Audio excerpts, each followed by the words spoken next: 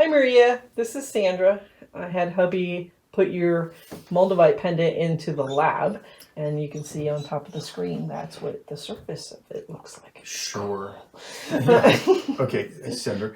Okay, so Maria, typically what we would do if she hadn't made a pendant yet, what we typically do is we take it down to the first station and we compare the surface texture, the gloss, the color, the shape to Moldavite from known fields and compare them to the fakes that we have. So we've collected Moldavite from different spew fields across Czechoslovakia, the Czech Republic, and we compare them to the piece we're looking at, and those are vetted pieces. Sandra's already got this in a pendant form, so we're going to skip that. The next thing we would typically do, and we can't do with the wire, is we typically measure specific gravity or the density. So the density is like if you have a balloon and a piece of lead, the same size, okay, the lead would be heavier and it's denser. So we measure density because Moldavite from this particular field has a certain density to it. Typically has a certain density to it, and that's around 2.35. And the junk stuff is different. Oh yeah, so I measured specific gravity and density of all the different types of glass and plastics that we've researched, and it's definitely a way of distinguishing them. It's a three-part process. We start with checking the surface texture, the color, the shape, and that's generally what most folks can do. And we verify it, the density of it, the weight per unit volume of it, and then we bring it over here to the microscope, which is the only part that Sandra likes. She ignores everything else. It's okay, babe. So I have your pendant here now. At the end of the video, before we cut, I'll take it off and I'll show you the pendant. But I have it set up here, and this is the surface texture of your Moldavite. I can, focus in, and I'm going to. This is what the surface looks like, and that's interesting.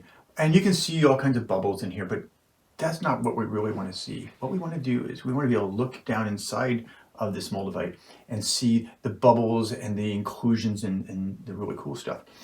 And to do that, we use a fluid. We put a fluid on top of it that has a refractive index very similar to that of Moldavite.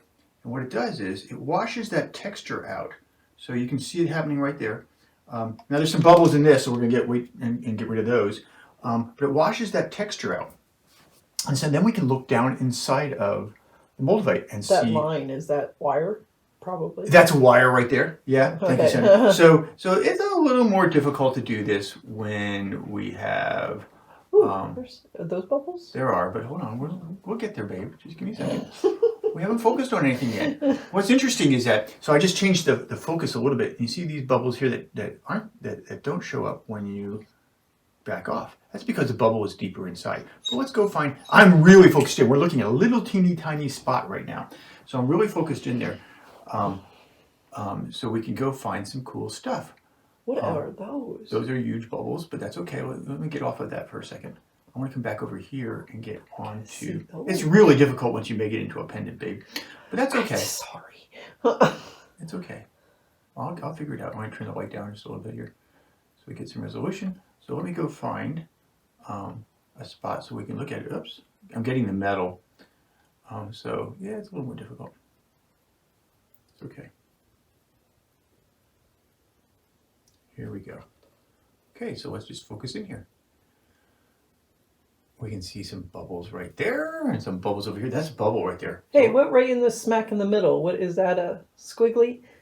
So there's some squigglies here. I'll get there in a second, but you're always ahead of me, babe. I am anticipating. So look at this bubble show up. So you see how that bubble goes? That's deep inside of there. Something with this one. Let's watch this.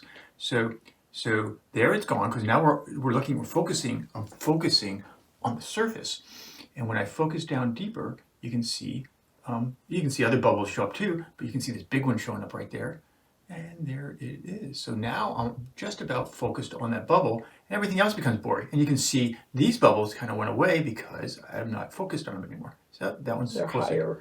Yeah, closer to the surface. Shallow. more shallow. So what Sandra's looking for. So the other thing what you want to do is when you want to pull in and focus, and you want to see these stress lines. So there's all kinds. They call it a birefringent stress line. You see there's all this stress in it, and what happens is when birefringence. Right? So when the meteor impacted, it actually impacted in Germany, and it flung, sprayed out all this debris from the impact, and it went towards Czechoslovakia, and actually the top of Austria as well. And there's these splay fields, so it splayed out in a fan-like direction, and as this material was traveling through the air, it was molten because as the meteorite hit and it was very hot, it was molten, and as it's starting to cool, it's building stress up inside of it, and it's capturing air bubbles, and the rounder air bubbles, but okay, so it's building stress inside of it, and that's what these stress lines are. Okay, and some of it landed in a place called Schlem. That's where this particular piece is from. Some of it landed a little bit higher, and each one of these areas have some unique surface textures to them.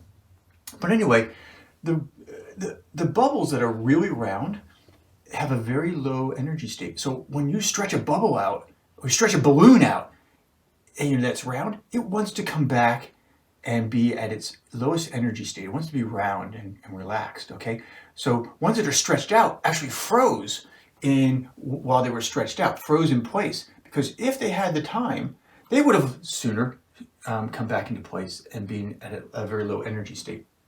Okay, anyway, I'm being what Sandra would call nerdy. He's mine. Okay, let's go look around some more. No, you had the squiggles there. Sorry. Those are really... I've already moved it. I know, babe. I know. I never listen to you, do I? Oh, look at what's cool over here. So that dark piece is wire. Okay, look, there's some cool bubbles right there. I think the bubbles are interesting because of how it was captured in this, and these stress lines are very, very interesting. So one of the problems is that when they have so much stress lines, it's really hard to see what Miss Sandra would call the wigglies. The wigglies, I'll find a piece right here. Squiggles. Yes. There are actually contaminations it's actually a contamination that's frozen in here. Actually, there's a really neat one right here. I'm trying to get... Sorry, the puppy keeps bumping the camera, so if it wiggles... Is that what you're doing? Trying to keep it... Usually he whines when we do this. So what I'm looking for an area that has lower stress. I just saw one there. It has lower stress, but it has a wiggly in it, so I can show them. Almost looks like a braid there in the middle. Yeah, so... That's unusual. That's unique. Because when you have... Right there. When you have low stress... Isn't that... but we have so much stress, it's hard to focus on. So when you have low stress, and you have a piece of contaminant, you can actually focus on the contaminant. But when the stress is so high, you can't focus on the contaminant. I'm not good enough. It's not a contaminant. It's an added element. It's an added element. It actually is several elements, and they're worm-like structures, but they're not really worms. There's a German name for it, and I can't pronounce it. Leth something or... Yes. I'm a math guy. I'm not an English guy. An English guy. Anyway, bubbles. Here's a longer one. I'm gonna see if I can focus on that one down there. All right, we don't want her to have to pull up the chair and watch this. So hey, this is like Netflix, right? Not really. Oh, there's a squiggly up here too. Okay, well. So in your advanced expert opinion. Oh, this is definitely real. You can tell. Oh, look at that. Look at that bubble. So no. Here's a squiggly. So this is what I was saying, babe. Sorry. So when you have very low stress in an area, you can actually see these contaminants, and this is impossible to fake. Added elements. What is it? You called them the wigglies. I actually have to pull out the right name for them. I'm gonna see if I can get a little closer to that. I can't. But right there, see this worm-like structure? Right there, that's telltale sign, and right here's another piece of it. That's telltale sign of genuine Moldavite. You can freeze frame these. You can't yeah. You're right. Grab some pictures. Sorry, too. babe, I got you covered. There's a picture. I just snapped a picture, and so you can see on the screen. I actually hit snap here, snapped a picture. So I'll send you a picture of that. That is so cool.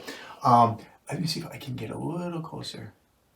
I Yeah. Oops, no, that's because I'm on. Actually made a shirt from one of my Back- things, get but back I to didn't you. like the shirt as much as I thought it would. But the pattern was cool. Let me see if I can Because get it was closer to that one. Moldavite. Let me see if I can focus in. Oops. So Ooh. now we're seeing the stress lines. So that's the problem. Is that the stress lines often make it more difficult to find those wigglies. Here we go. It's right there. It's right there. Pretty cool. There's one right here too. Look. So you see this one?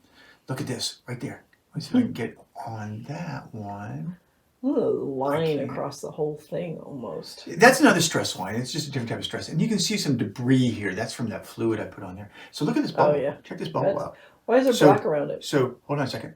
So now I'm coming down to the other surface. I'm on the very bottom, focus on the very bottom surface. And that bubble kind of goes away. That's because it's inside the Moldavite. And it's a little more round than, so when they see round bubbles, it means that it had time to come back to its balloon shape, its round shape, before it froze. And the ones that have longer ones, they were freezing when they were in the air a little bit more, and when they were We didn't still. see any oval ones, did we? I saw a couple of oval ones back there, but I am just so excited. That's really cool to see. And again, if you have so much stress, you can't find them. So other folks that are looking for these, if you on your own pieces or on your own microscope. You really have to find these areas that have a little less birefringent stress, and then you can find them. And that's why I wasn't trying to blow you off, babe. I wanted to find one. I knew I could go find one like this. Okay, Maria, we have talked enough, and I will talk forever. This is, am I in focus there, babe? Hard to say. Okay, this is your Here, pendant. bring it here. I'm gonna have Miss Sandra clean. It's got this mess Yeah, stuff. Yeah. still clean it up. It'll be all white new.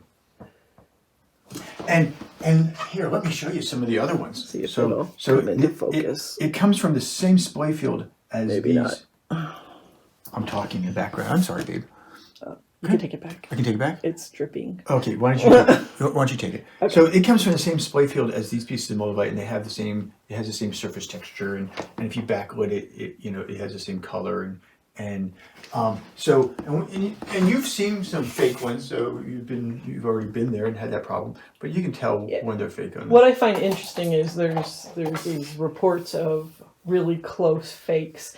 And I have actually searched the web and bought many of them, and they're nowhere near. They're not close. They're not close. You can obviously tell that they're fake. So I'm going to send you this picture too.